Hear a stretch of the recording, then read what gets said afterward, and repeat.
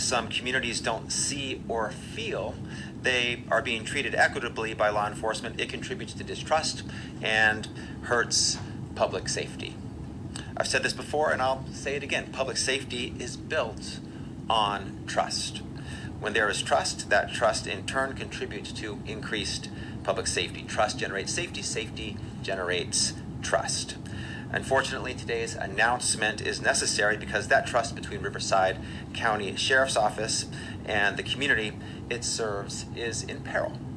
Amid concerning levels of in-custody deaths, troubling allegations of excessive force, and other misconduct, too many families and communities in Riverside are hurting and looking for answers. And last year, Riverside jails reported their deadliest year in 2 decades. That's just one data point, and it's unacceptable. There are many other data points upon which this pattern and practice investigation rests.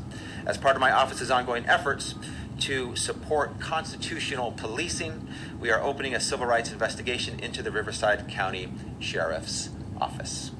Our investigation will seek to determine whether the Sheriff's Office has engaged in a pattern or practice of unconstitutional or unlawful policing. This investigation comes amid deeply concerning allegations relating to conditions of confinement in the office's jail facilities, excessive force, and other misconduct. These concerns have been repeatedly voiced by community leaders, members of the media, families of those who have lost loved ones, and more. Bottom line, whether you have a loved one in jail or are worried about crime in your neighborhood, we all benefit when there is action to ensure the integrity of policing in our state. It is time for us to shine a light on the Riverside County Sheriff's Office and its practices. My office will use its full authority under the California Constitution to determine whether the Sheriff's Office has engaged in a pattern or a practice of violating state or federal law, and if so, identify and compel the correction of any systemic violations of the community's constitutional and civil rights. We are launching this investigation today. So I need to be clear that at this time we have made no determinations about specific allegations or complaints. However, in the days and months ahead, our investigation will be thorough, it will be comprehensive, it will be impartial. We will work to ensure that the civil rights of the people of Riverside County are respected. All Californians deserve fairness and respect from the institutions that serve them.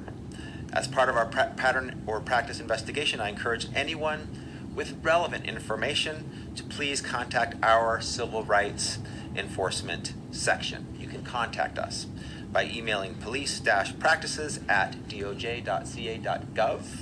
In addition to English, members of the public may send information in Spanish and in other languages. During the course of our investigation, we will work diligently to consider all relevant information, including from community members, organizations, local officials, oversight entities, the Sheriff's Office itself, and individual deputies. Will be, again, comprehensive and thorough. As I've said before, I'm committed to this work, to ensuring our residents' civil rights are protected, to strengthening trust between law enforcement and the communities they serve. It's a critical component of our broader efforts to increase public safety for all Californians. Ensuring public trust and keeping our communities and officers safe is not mutually exclusive. It is reinforcing, it's interdependent, and it's necessary. We must stay on task in our shared mission to ensure public safety and equal protection for every family. Whether it's Riverside or Bakersfield, Torrance, or Santa Clara, my office is committed to strengthening trust between local law enforcement and the communities they serve, the communities we all serve. We'll keep leading the way at the California Department of Justice, working independently and, where appropriate, in cooperation with our partners in law enforcement. When we strengthen trust in policing, we keep our communities safer for officers, safer for residents, safer for all.